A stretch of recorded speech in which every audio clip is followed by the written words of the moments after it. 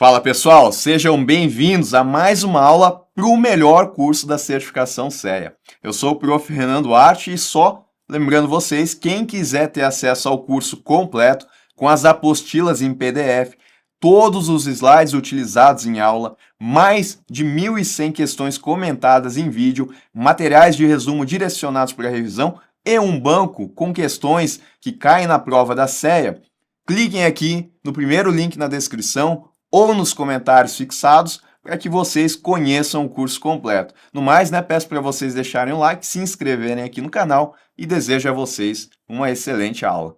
Pessoal, a gente vai entender o que é a lavagem de dinheiro e como que ela é tratada aqui no nosso país, tá?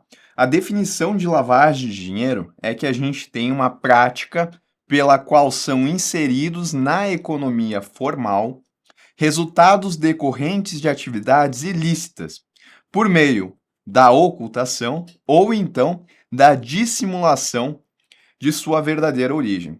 Então eu tenho, por exemplo, uma pessoa que ela comete um tipo de crime. E ao fazer esse crime, ela recebe dinheiro, tá?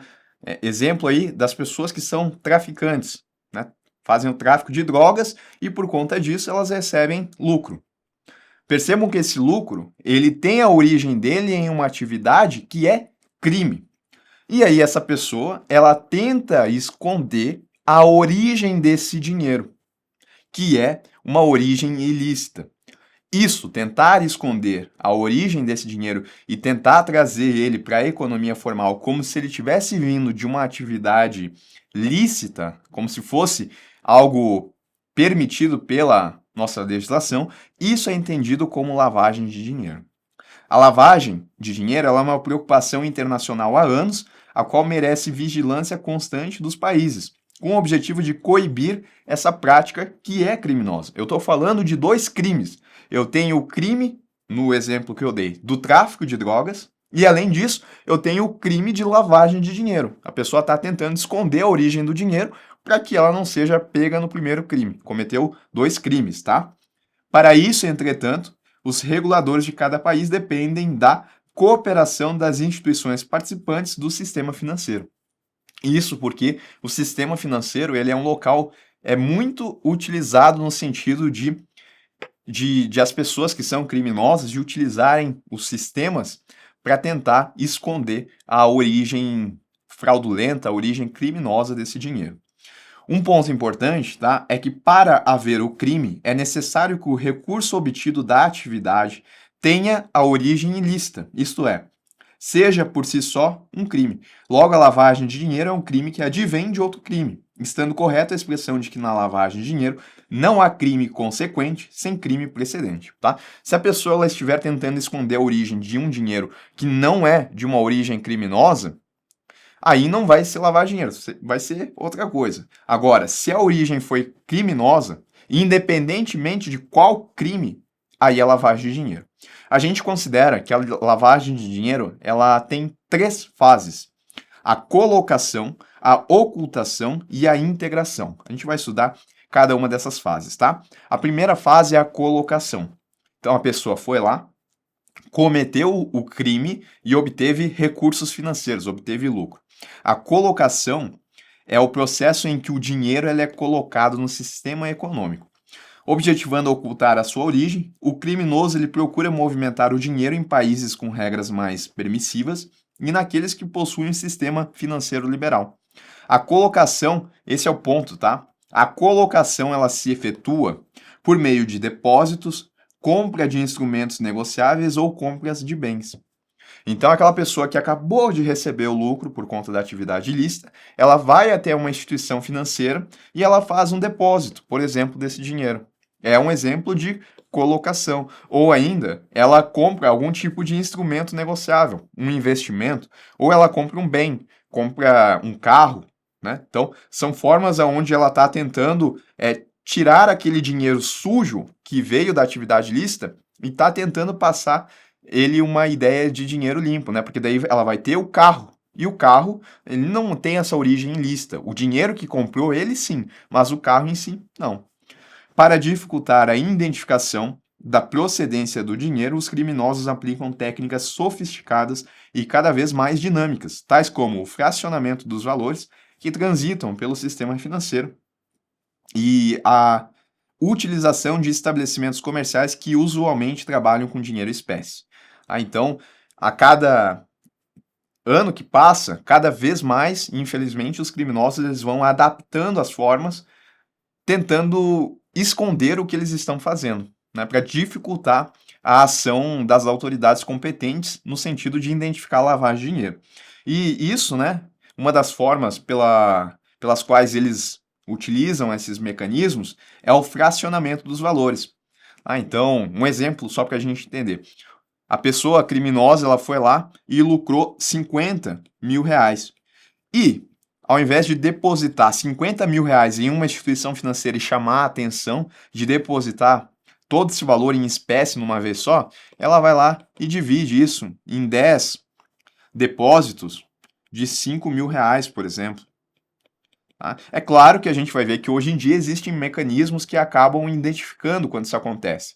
Mas quando começou, quando foi uma novidade, as instituições financeiras elas não estavam preparadas para esse tipo de situação. Tá? Então a colocação, qual que é o ponto? A colocação é o ato de colocar o dinheiro no sistema econômico, que pode acontecer por meio de depósitos, compra de instrumentos.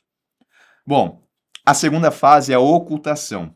Aqui a definição é o seguinte: consiste em dificultar o rastreamento contábil dos recursos ilícitos.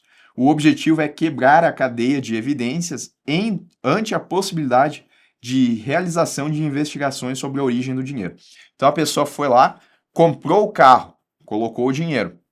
Agora ela vai tentar movimentar, quebrar a cadeia de evidência que liga esse carro ao dinheiro ilícito. Daqui a pouco ela vai vender esse carro, por exemplo, vai comprar um outro carro, vai comprar um terreno, ela vai ficar fazendo uma série de movimentações aqui no sentido de quebrar a cadeia que liga o bem que ela comprou com o dinheiro ilícito. Ou se ela depositou o dinheiro, ela vai começar a movimentar entre diferentes contas, no sentido também de dificultar o rastreamento contábil desses valores. Isso tudo acontece aqui, na ocultação. Os criminosos, eles buscam movimentá-lo de forma eletrônica, transferindo os ativos para contas anônimas, preferencialmente em países amparados por lei de sigilo bancário. Por que isso? Porque ao passar o dinheiro para um país que tenha esse tipo de lei de sigilo bancário, as autoridades competentes não vão conseguir acessar essas informações, porque existe lá o sigilo bancário. Por isso que a lavagem de dinheiro, ela merece vigilância constante dos países, porque necessita dessa colaboração entre as instituições financeiras. Caso contrário, fica difícil rastrear. É um crime que ele vai se propagando de maneira global. Tá certo? Ou ainda, né? Realizando depósitos em contas abertas em nome de laranjas ou utilizando empresas fictícias ou de fachada na tentativa de quebrar essa cadeia de evidências e dificultar o rastreamento contábil. A terceira fase, tá, é a integração. Aqui os ativos são incorporados formalmente ao sistema econômico. As organizações criminosas buscam investir em empreendimentos que facilitem suas atividades, podendo tais sociedades prestarem serviços entre si. Uma vez formada a cadeia, torna-se cada vez mais fácil legitimar o dinheiro. E legal, aqui, já na terceira fase, que é a integração, o dinheiro ele parece já que é lícito, que veio de uma origem lícita. Tamanho foi a dificuldade que os criminosos colocaram no sentido de rastrear essa origem ilícita do valor. Tá? Essas são as três fases: colocação, ocultação e integração. Aqui no Brasil, a gente tem uma lei que ela disciplina quais são as ações das instituições financeiras e outras pessoas envolvidas também no processo de lavar dinheiro, bem como também ela vai punir os criminosos. Qual que é essa lei? É a 9.613 de 98. Ela trata, portanto, dos crimes de lavagem de dinheiro e de ocultação de bens, direitos e valores. A gente sabe que é lavagem de dinheiro, mas a lei ela não usa esse termo, lavagem de dinheiro. Ela define como ocultar ou dissimular a natureza, a origem, localização, disposição, movimentação ou propriedade dos bens, direitos ou valores provenientes, direta ou indiretamente, de infração penal. Renan, não entendi. Vamos lá. ocultar ou dissimular a natureza, a origem daquele valor que ele adveio de um crime. Quando eu falo infração penal, eu estou falando de um crime. Então, é ocultar ou dissimular natureza, origem, localização, disposição, movimentação ou propriedade. Do que? Esse é o ponto, tá? De bens, direitos ou valores que foram provenientes de forma direta ou ainda indiretamente de infração penal, de crime. É o conceito de lavagem de dinheiro, só que da forma que está definido na legislação brasileira. Essa lei, ela também dispõe sobre a prevenção da utilização do sistema financeiro para ilícitos. Então, a gente vai ter algumas regras pelas quais as instituições financeiras vão ter que se nortear. E, como eu falei para vocês, essa lei ela também traz penalidades aos autores dos crimes e a quem, embora não tenha sido um autor do crime, tenha participado de alguma forma nos ilícitos. Certo? Quais são as penalidades, então, que existem, que estão expressas nessa lei? Segundo a lei, a pena para quem comete a lavagem de dinheiro é de reclusão de 3 a 10 anos e multa. Ou seja, a pessoa que cometeu o crime de lavagem de dinheiro, ela está sujeita à reclusão que tem de 3 a 10 anos e mais a multa. Aquela pessoa, ela cometeu 2 crimes, não foi? Ela cometeu um crime e, na sequência, ela cometeu o crime de lavagem de dinheiro. Para o crime de lavagem de dinheiro, a punição é essa. Ela ainda vai ter a punição do crime que ela inicialmente fez e que ela teve o lucro financeiro. Mas além da pessoa que cometeu o crime, a lei, ela também estabelece que outras pessoas que de maneira indireta tenham participado ou que tenham participado do processo de lavagem de dinheiro, essas pessoas elas também vão ser punidas da mesma forma. Então, quem é responsável por converter os recursos ilícitos em ativos lícitos? Não foi a pessoa que cometeu o crime de lavagem de dinheiro, não, mas ela fez a conversão desses recursos ilícitos, ilegais, em ativos lícitos, né? Foi aquela pessoa que, por exemplo, vendeu o carro, né? Se ela vendeu esse carro sabendo que era lavagem de dinheiro, ela tem a punição da mesma forma que o autor de lavagem de dinheiro. Adquire, recebe, troca, negocia, dá ou recebe em garantia os recursos, guarda ou tem em depósito, movimenta ou transfere recursos. Importa ou exporta bens com valores não correspondentes aos verdadeiros. Está sujeito à mesma penalidade. Tá? Então vai importar e coloca um valor diferente ao que deveria ser, está sujeito a essa penalidade. Utiliza na atividade econômica ou financeira bens, direitos ou valores provenientes da infração penal. Né? A pessoa, então, ela está utilizando recursos que vieram de uma lavagem de dinheiro, ela está sujeita também à mesma pena. Participa do grupo, associação ou escritório, tendo conhecimento de que sua atividade principal ou secundária é dirigida à prática de crimes previstos nessa lei. Aqui a legislação ela fala, né, que a pessoa ela tem o conhecimento e mesmo assim ela participa, está sujeita à mesma penalidade. Então, em relação às penalidades, eu tenho reclusão de 3 a 10 anos e multa. Isso para quem comete o crime, ou seja, o autor, mas além do autor, também está sujeito quem tem participação. Tá? Essa é a penalidade pelo crime de lavagem de dinheiro. Olha só, a gente tem alguns organismos internacionais que são pioneiros no sentido de ter aquela ideia de cooperação entre os países para evitar a prática de crime de lavagem de dinheiro. Vamos falar sobre esses organismos, tá? Eu tenho aqui o Conselho de Segurança das Nações Unidas, o CSNU, que ele estabelece que as instituições financeiras têm que seguir essas determinações do CSNU quando ele determinar a indisponibilidade de ativos de quaisquer valores, né? Titularidade direta ou indireta de pessoas naturais, pessoas jurídicas ou de entidade. Não entendi, Renan. Vamos lá. Se esse organismo internacional, que é o Conselho de Segurança das Nações Unidas, ele determinar a indisponibilidade de ativos, ou seja, uma pessoa que veio até o Brasil, né? E ela cometeu o crime de lavagem de dinheiro em outro país. E o Conselho de Segurança das Nações Unidas percebeu. Aí ele solicita, então, a indisponibilidade dos ativos dessa pessoa que está aqui no Brasil, né? Por exemplo, se ela tem depósitos em conta, o CSNU ele vai lá e vai solicitar que esses depósitos eles não fiquem mais disponíveis a essa pessoa. Isso que significa a indisponibilidade de ativos, tá? E bom, se ele solicitar isso, as instituições financeiras que estão aqui no nosso país, elas vão ter que cumprir de forma imediata essas determinações.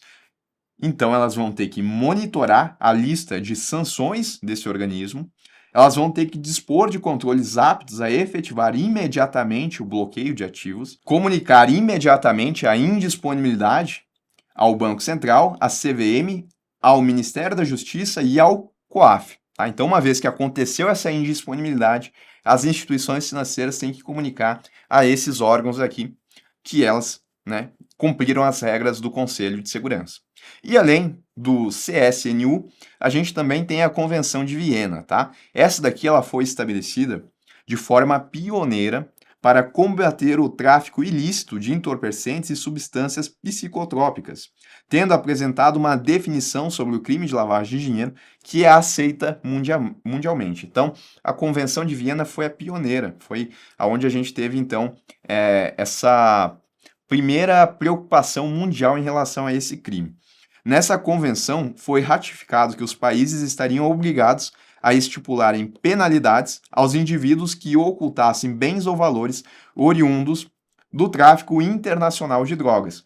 Então, os países que participaram dessa convenção, que aconteceu aonde? Em Viena, eles assinaram lá que eles se tornaram responsáveis de, né, no prazo seguinte, futuramente, de estabelecer, então, penalidades àquelas pessoas que cometem o crime de lavagem de dinheiro.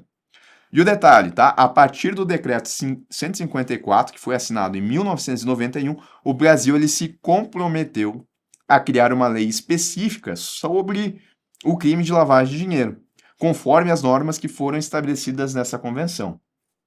Então, a partir da Convenção de Viena, a gente teve a elaboração da Lei 9.613 de 98, que é responsável, entre outras coisas, de punir aqueles que tenham cometido o crime de lavagem de dinheiro. E assim, então, o Brasil cumpriu o que foi ratificado lá nessa Convenção de Viena. A gente também tem a Convenção Internacional para a Supressão do Financiamento do Terrorismo, e o objetivo dessa convenção foi de prevenir, punir e eliminar o terrorismo, sendo que os Estados parte ficaram responsáveis por assumir o compromisso de adotar medidas necessárias para fortalecer a cooperação entre eles nesse combate. Então, essas convenções, esses organismos internacionais, percebam que a gente vai ter países que vão atuar no sentido de estabelecer regras pelas quais eles vão ter que atuar de maneira conjunta para acabar reduzindo esses crimes. A motivação da convenção foi a preocupação com a manutenção da paz e da segurança internacional, além da promoção da boa vizinhança e de relações de amizade e cooperação entre os Estados, levando em conta, né, que o financiamento do terrorismo é um objeto de séria preocupação para a comunidade internacional como um todo. E tem o GAF, que é um grupo de ação financeira. Ele é um órgão intergovernamental que foi criado em 89 durante a reunião do G7 em Paris.